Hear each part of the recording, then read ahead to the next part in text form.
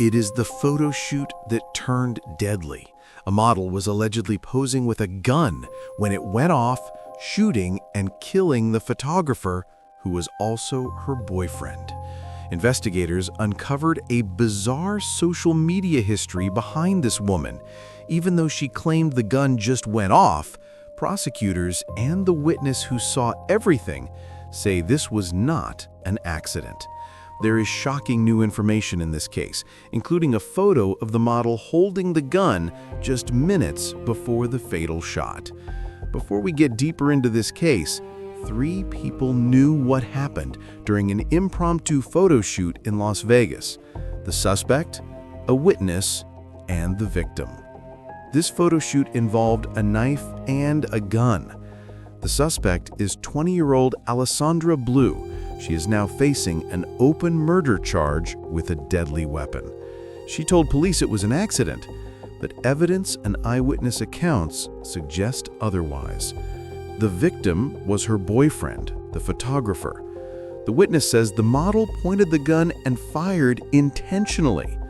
Police say the model had been posing with the gun just moments before the shooting. Shortly after, she fired the gun, killing her boyfriend.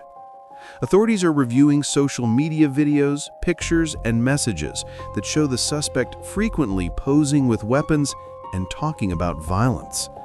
Now, prosecutors say this tragic moment was not random, but the result of reckless and intentional behavior. The suspect continues to claim she did not mean to pull the trigger and that the gun went off by itself. But investigators do not believe her story. The case continues to unfold as police gather more evidence, interview witnesses, and review footage. The court will now decide whether this was an accident or intentional murder. We have just learned new information in this case from a witness who explained why she believes this was not an accident but an intentional shooting. She says Alessandra Blue knowingly took the life of her boyfriend. There is also a photo from the deadly photo shoot, and it is shocking. This video came from Alessandra Blue's now deleted TikTok account. In that video, she posted images of guns, and police say she had an obsession with firearms. But that is not the only reason the witness believes this was not an accident. This is a picture of the victim, Mark Gowen. Here is what police say happened on August 23rd when Mark lost his life. Police were called to a house in Las Vegas just before 5 in the morning. The night before, Alessandra Blue and Mark, who had been dating for around 6 months, were at the home along with another man and woman who owned the house. All 4 of them, according to police, had been heavily drinking for hours. The witness told investigators that Blue complained she was not happy being in a relationship with Mark, who was a model and photographer. Around 4:30 in the morning, after drinking, Blue and the other girl decided to do a photo shoot. The witness told the grand jury that Mark had brought his gun to the house. Since he was drinking, she says her boyfriend checked the gun and cleared it, making sure there was no bullet in the chamber. The witness said Blue asked Mark to take Polaroid pictures of them outside. Their props for the photos included costumes, a knife, and a gun. Here is one of those photos, taken from court evidence in Clark County, Nevada. That photo shows Alessandra Blue on the right holding a gun.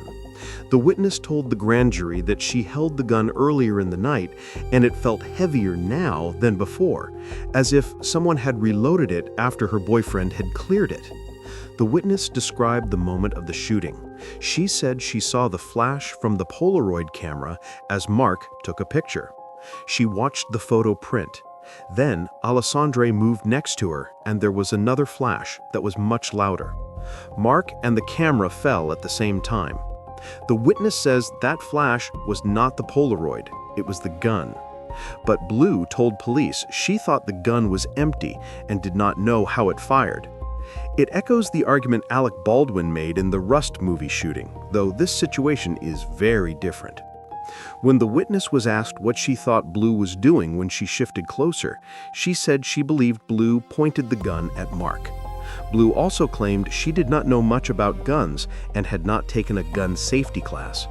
But the witness told the grand jury that earlier that night she saw Mark and Alessandra handling the gun, taking it apart and putting it back together. Investigators also found videos on Blue's TikTok showing her photoshopping guns into pictures. She appears to have a bullseye tattoo on her chest. The witness also said Blue did not seem to care for Mark the same way he cared for her. She told Blue how much Mark cared, and Blue said she was disgusted by that and did not like calling Mark her boyfriend. The witness said Blue became violent. She took her phone, followed her private account, and said it was a secret account Mark did not know about. After that, they continued drinking, and Blue slammed the bottle down on Mark's body while he was asleep. The witness says that Alessandra hit Mark in the ribs with the bottle. Knowing now that this relationship may have been one-sided, the question becomes, was Alessandra so upset, or in her words, disgusted with her boyfriend that she would want him dead? Is that the motive for murder? Prosecutors argue this was an intentional shooting. The witness told the grand jury that she believed the bottle incident showed where Alessandra's mindset was that night. Law enforcement searched her social media and found that she often talked about guns. Police say she once said she wished she could shoot people with real guns and get away with it. She also allegedly talked about wanting to shoot prostitutes and homeless people. In a conversation with Mark, he suggested they could practice by shooting a dummy. She allegedly replied that they needed to shoot someone real and that it would be in the tunnels for one night and the police would never figure it out. The detective on the case testified that Alessandra claimed she was joking, but she also told police she had a connection to a serial killer. According to authorities, she is the granddaughter of a man named Joseph Blue. In 2015, he was convicted of sexual assault in New Mexico, and police say he was a suspect in the murders of 11 women who were sex workers. Those crimes happened between 2001 and 2005. Joining us now from Las Vegas to talk about this case is criminal defense attorney Michael Triano. Thank you for being with us on my channel. This story is unfolding in your city. I want to start with the charge that Alessandra Blue is facing. She is charged with open murder with a deadly weapon. What will prosecutors need to prove for her to be found guilty? Based on the facts known to the public, we know the victim was shot with a firearm, and we know the defendant fired that firearm. So we know the manner of death. The question at trial will be whether this was first-degree murder, meaning intentional and premeditated malice, or second-degree murder in Nevada, which is killing without premeditation but still intentional, or could it be voluntary manslaughter, which seems unlikely here because there is no heat of passion argument. The defense appears to be arguing accidental discharge similar to the Alec Baldwin case. The defendant claims she had no idea there was a bullet in the gun and that it just went off. However, there is a witness who told the grand jury that she believes this was intentional. The witness says the relationship was not great, they had conflict earlier in the evening, and there were signs of tension. What do you make of this witness suggesting Blue may have been upset enough to shoot him intentionally? The attorney says relationships are complex. Juries often consider the emotional dynamics and context rather than labels. There is nuance in relationships, and sometimes situations escalate. The jury will look at all circumstances leading up to the shooting and consider her state of mind. The attorney explains that whether they called each other boyfriend and girlfriend does not change the fact there was a relationship. Based on the witness testimony, the victim seemed to have stronger feelings for the defendant than she had for him. Whether she felt the same may not be legally decisive, but she clearly viewed him in a demeaning way. There was an allegation she hit him with a liquor bottle while he was sleeping, and her reaction was cold and indifferent. It seems there was something going on in her mind that the jury will need to consider. The host then asks about grand jury testimony. We reviewed roughly 75 pages of it. When the public hears this kind of detailed witness account, how should they interpret it? The attorney says grand jury testimony is important for the public and attorneys because it previews what a trial may look like. Media can report the story, but reporters can sometimes misunderstand or mix details. The grand jury transcript is not filtered. It shows the raw statements and evidence in the case. It provides a clearer picture, free from media interpretation or confusion, and helps everyone understand what may unfold in court. The attorney explains that grand jury testimony is simply reading what witnesses said, but grand juries are secret and one-sided. There is no cross-examination, so it does not represent what a real trial will look like. As the old saying goes, you can indict a ham sandwich. Grand jury testimony shows what the witness may say on direct examination, but everything changes once cross-examination begins and the defense challenges their memory and credibility. The host notes that if this witness testifies at trial, the defense will likely attack her credibility. One line stood out. The witness said she perceived that the defendant pointed the gun at Mark.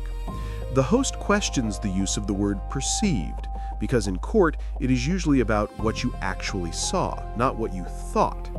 The attorney says it is a tricky point. We know Mark was shot. The question is whether she intentionally pointed the gun or if it was an accident. The gun was pointed in his direction, and it killed him.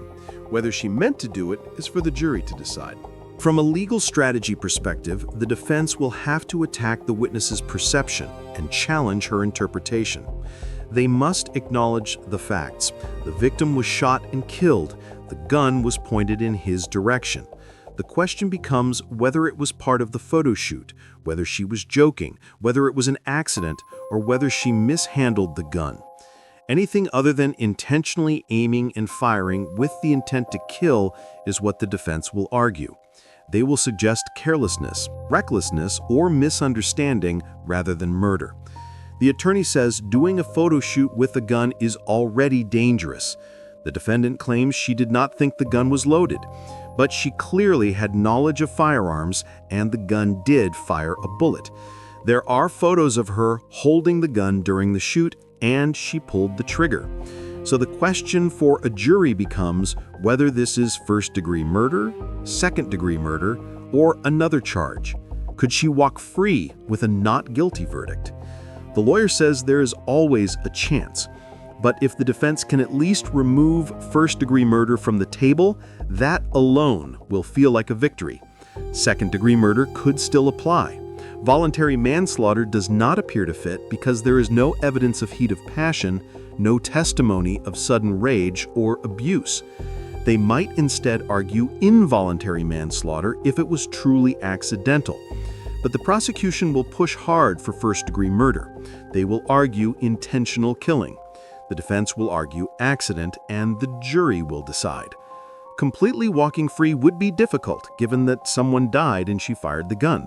If the jury believes it was purely accidental, it could fit involuntary manslaughter, but prosecutors are unlikely to agree to anything less than murder. The attorney explains that the debate comes down to whether this was an accident or reckless behavior. He says she was playing with a gun, and that is not an accident. Whether she knew it was loaded or not, that is reckless endangerment at minimum. He believes the best case scenario for her would be involuntary manslaughter. There were only 3 people who truly know what happened: the witness, the defendant, and the victim, who could no longer speak. Police say she had a fascination with guns and violence. There were messages online showing interest in guns. The witness said everyone was drinking heavily that night and that the defendant did not feel good about the relationship. Then the gun fired. We do not know if she intentionally pointed it to kill him or if it was reckless behavior. The attorney says that question will be the entire focus of the trial. They will look at what happened and why it happened. If the defendant testifies, that will be a major challenge. He says the background information will be a big issue before trial. The defense will argue that her interest in guns is irrelevant. They will say hobby or interest does not equal motive. They will argue that evidence like photos or online comments should be excluded. The prosecution will try to show a pattern and mindset. The defense will fight to keep that evidence out and focus only on what happened in that moment. Pretrial motions will determine how much of that background the jury hears, and the defense will insist the state meet its burden of proof.